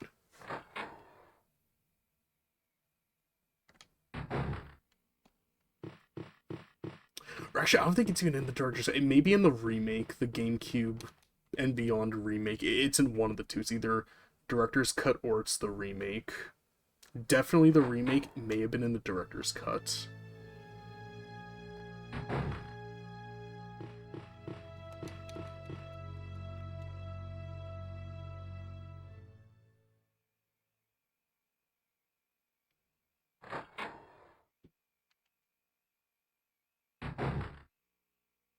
Hey Richard, wakey wakey, cheer up and serum, Here's we the got serum. it.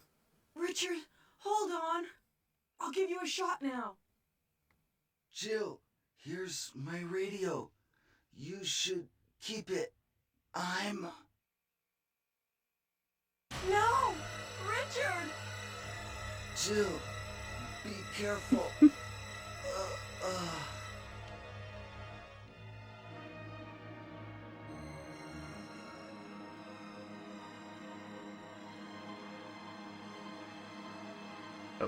Again, I get it.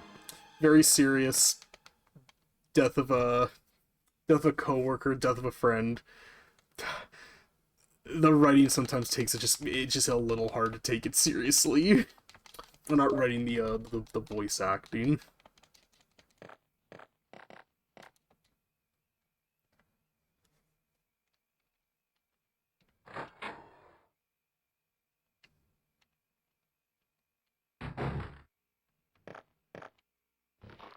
You thought you were slick, motherfucker. I always remember he's right there.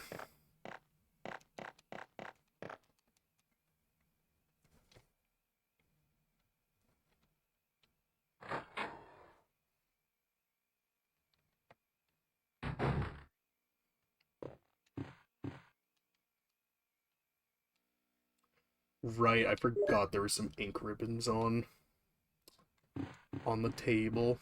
Here's this. I believe this is like, I'm pretty sure the only other use, at least off the top of my head that I can remember for that. Because you do that and then, excuse me. There we go.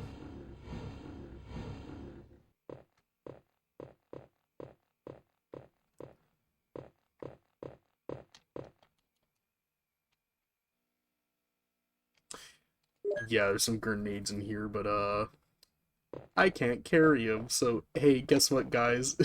we gotta waddle my stupid ass back to the safe room, deposit everything, grab that, and then we do the first big boss fight.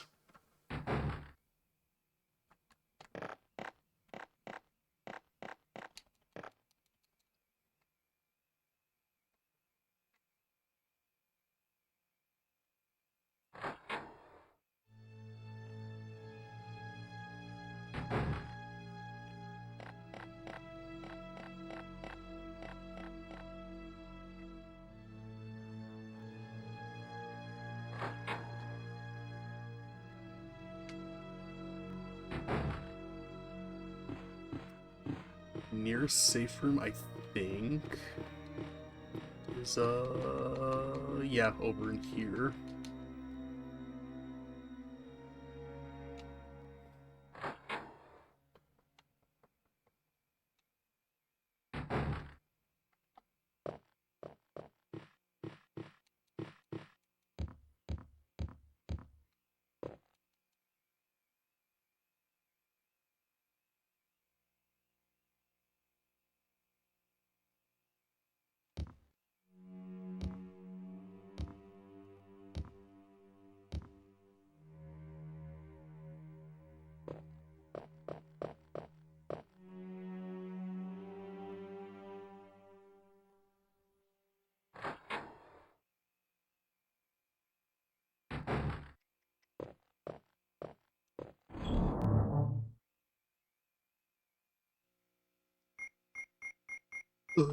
Yeah, you go in here.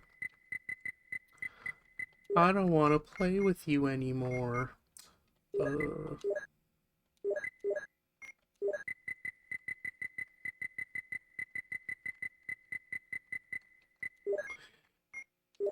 let me actually do some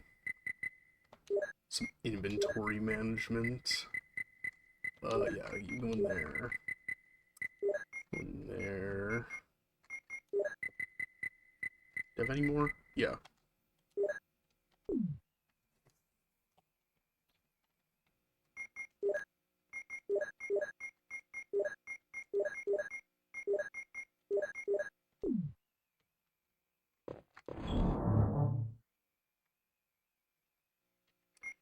Realistically, now I should probably start saving these for later. We're at a... Okay, let me think. There's the grenade. And the moon crest. Yeah, I'll just come swing back down here and grab all the crests. when we need them.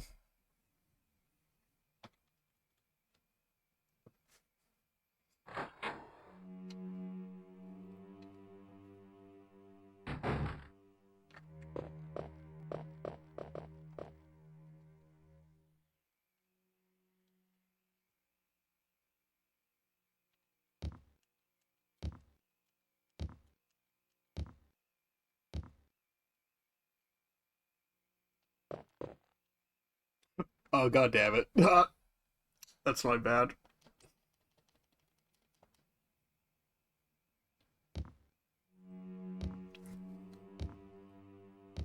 You see, these loading screens, the issue with the Saturn was it didn't have the blast processing of the Genesis.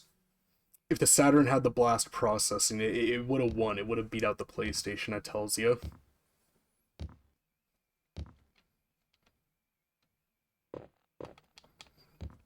But nope, they got rid of the blast processing. Nobody cared anymore. I should really equip that.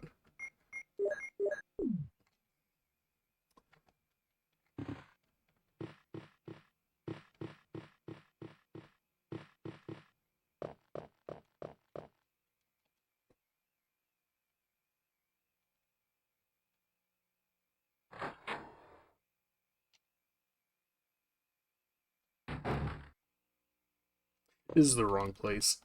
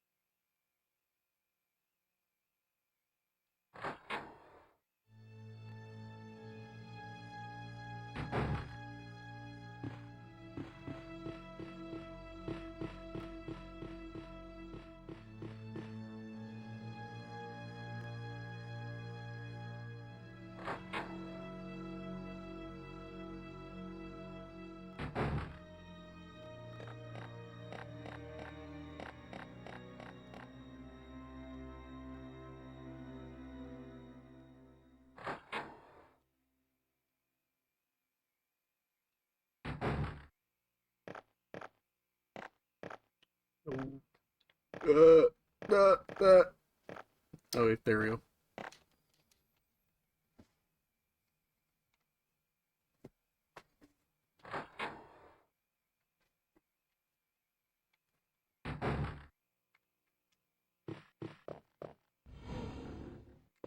Oh, dang it.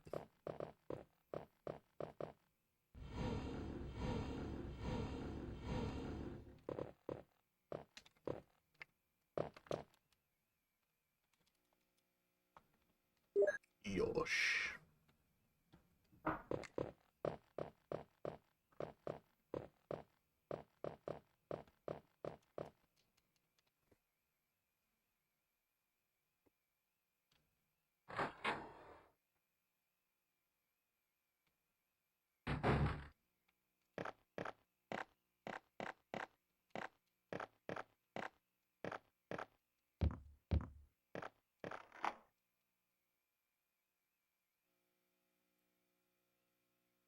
That too. That is really, really, really, really convenient that it just, yeah, as soon as you've used it all up, it just gives you the option to throw it away.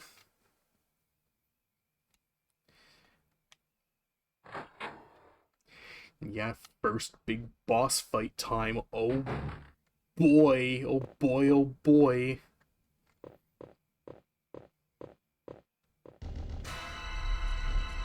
Big fucking snake.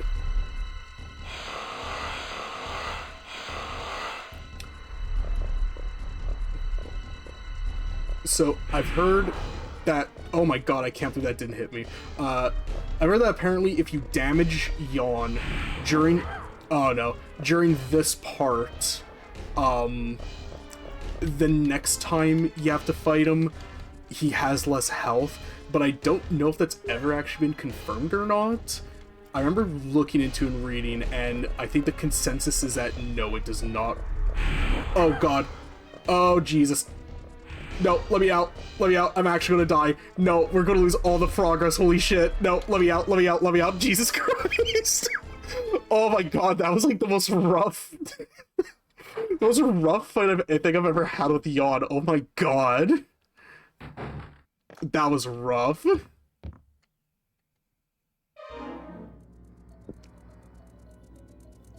Am I poisoned? Give me the serum. Oh.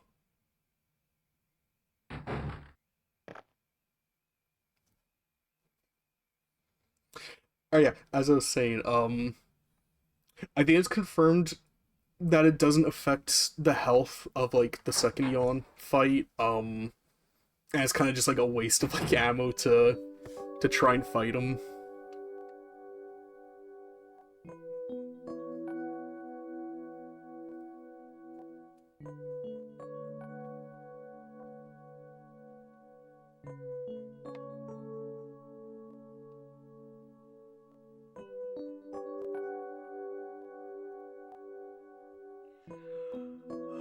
Barry.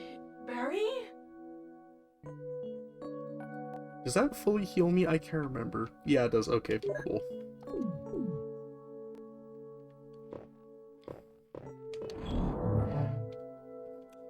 Alright, well, I mean, we basically cleared out everything we can do on the first visit of the mansion. So yeah, give me that. Give me that. Give me that. Do I need anything else? No? Okay. Alright, yeah, we're coming up on like 2 hours of Resident Evil.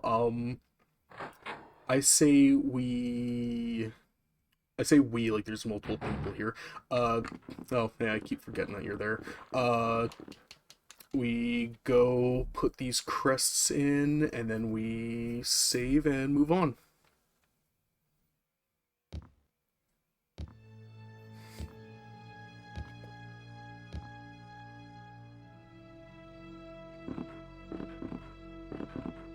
Ugh.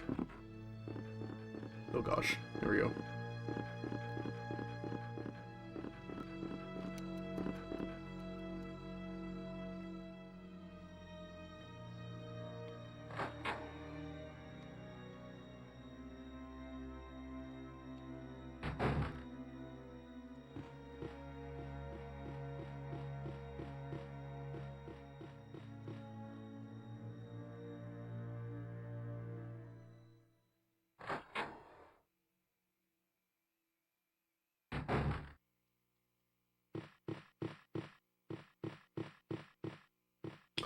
I think it's technically faster to go down to the original hall.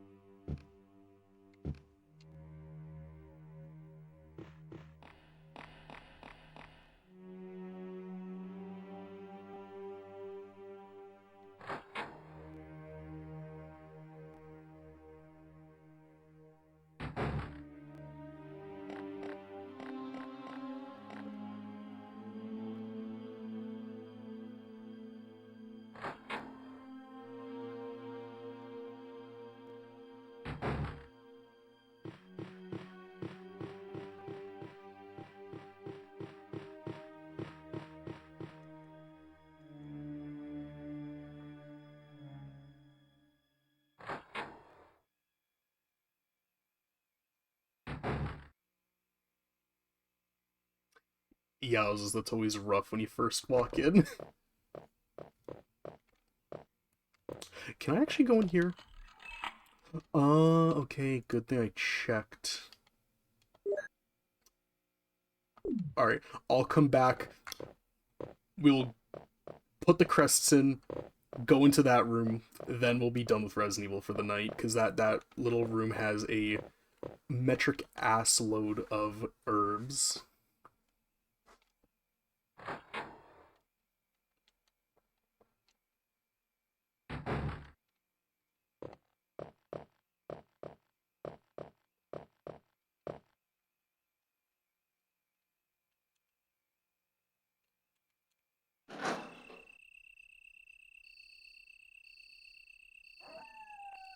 Ah, that nice forest ambiance.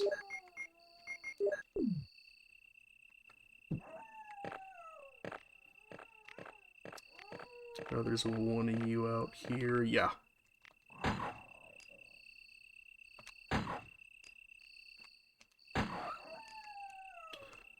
Did I get him? Yeah, he's good. When the sun sets in the west and the moon rises in the east, stars will begin to appear in the sky and wind will blow towards the ground. Then the gate of new life will open. Wow. Oh, oops. Yada yada, blowing at the ground, gates of life, and all that jazz, yada yada. There we go.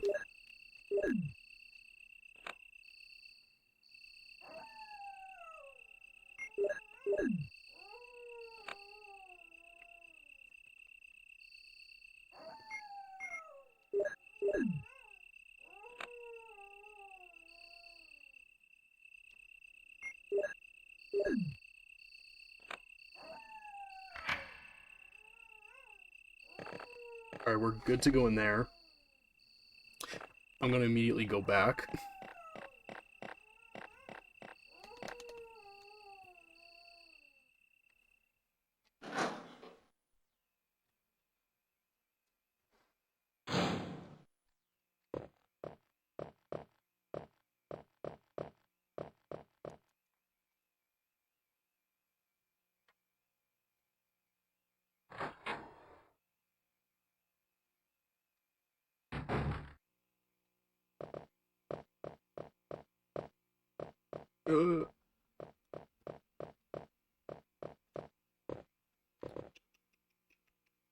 Uh, right, yeah.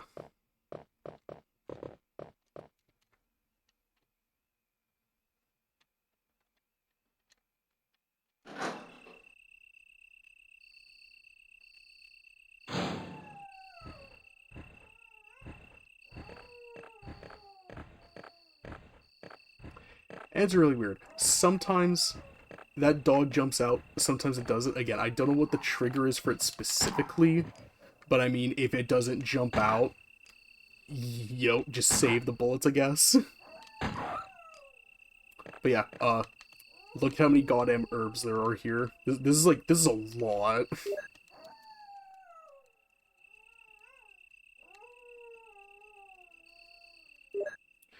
Realistically, it's probably fine to just, like, leave these here, come back when you actually need them, but, like, I always like just getting these just to save time on, like, future back and forths.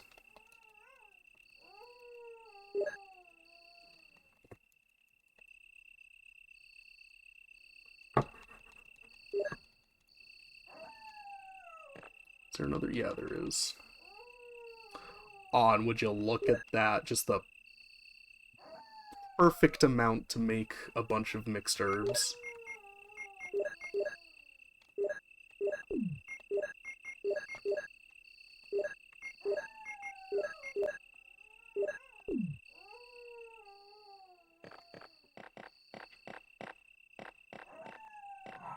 Alright, goodbye.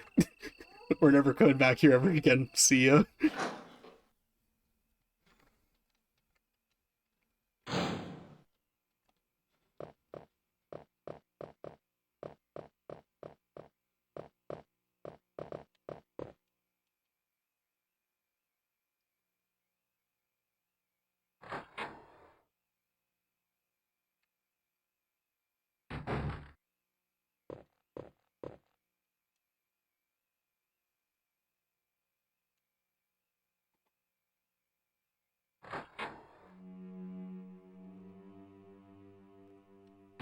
And any of you youngins in the audience, the Sega Saturn had a, you know, very little internal storage that was kept alive by a watch battery, or you had to get a backup RAM cart, which I did after I forgot to switch up my battery after about a year, and I lost literally all my save files, all my Resident Evils, all my Albert Odysseys.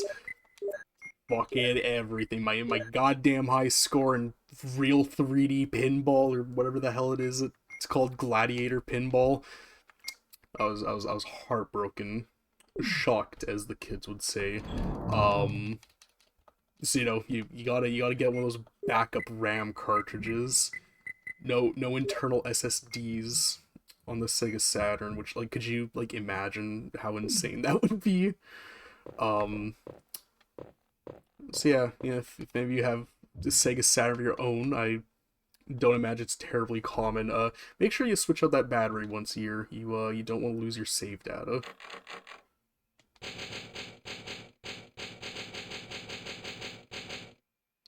Cool.